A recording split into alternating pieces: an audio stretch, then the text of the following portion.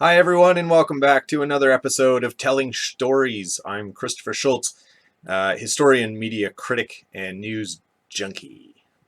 Now last week I talked about the Republican Party and some of the crazy things that they talk about, amongst which was evolution. And one of the things with evolution that has always rubbed me the wrong way about the Republican Party was the fact that secretly they are all Darwinists. Okay, so like not real Darwinists, but rather the bastard illegitimate cousin, which is social Darwinism. What the heck is an illegitimate cousin? Is that like a cousin who's actually your brother, but your parents lied to you?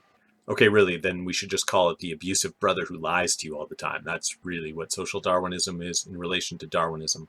So let's do a quick rundown of the theories. First of all, social Darwinism and Darwinism are actually not related concepts. Darwin very quickly recognized the potential for abuse in his theory and distanced himself from the people who thought that, that his ideas could be applied to all kinds of social or economic settings. So to quickly differentiate these things, Darwin is talking about biodiversity and the advantages that are conferred on certain species passed down from generation to generation. If I'm a bird and my beak is particularly good at cracking open a type of seed found in my environment, well, that trait is going to be passed along to my children, and they will pass it on to their children, and eventually it becomes part of the norm for that region. And he viewed the ecology as a whole, not as sort of single species competing with one another or internal species competition. Social Darwinism, on the other hand, tried to take these ideas and apply them to principles of economics or social standing, and that's where things start to fall apart. Economic status is conferred on people. If you are born rich, you are likely to stay that way, and if you're born poor, you're likely to stay that way, and sort of all the levels in between. The problem is that we obviously have the ability to intervene in these things. Now, where does this come from? Well, part of my concern is that the Republican Party in the United States has long been a supporter of the idea that you basically get what you deserve in life. Now, one of the reasons this is so appealing to the Republican Party is that they also believe in a brand of laissez-faire capitalism.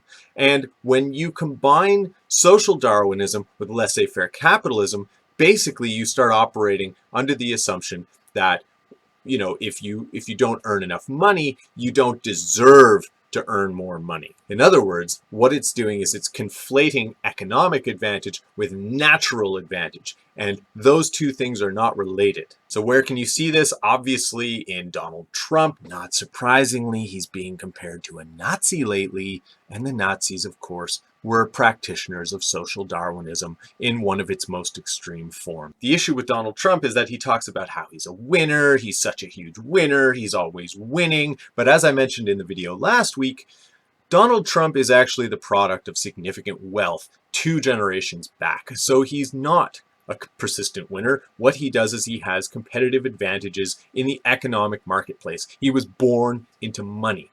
People love to fret about this stuff, of course. One of the main arguments that people like to say is that by intervening in the social welfare of other people, we're actually doing a disservice to the race, we're weakening ourselves and all this kind of stuff. Well, ultimately, this depends on how you define advantage. The Republican Party and other laissez-faire capitalists will say it's all about the Benjamins, baby. But here's the thing. Charles Darwin had his own answer to these concerns, which were already being raised back in his day. So in 1859, he said that sympathy and compassion was one of humanity's greatest competitive traits, and that allowed us to thrive as a species. So for my American cousins, all I would ask is that you really think about these kinds of concepts when you're going to the polls. Who's telling you what are their motives, and what are the ideas that are behind them? And in this case, laissez-faire capitalism and social Darwinism talk in terms of competition and advantage, but really what they're talking about is advantage for themselves. This has been another episode of Telling Stories. I'm Christopher Schultz, your historian, media critic, and news junkie host. And I would ask that you please subscribe below and leave me a comment. I'd love to hear what you have to say about today's episode or any episode that I've done. We'll see you around very soon, I hope.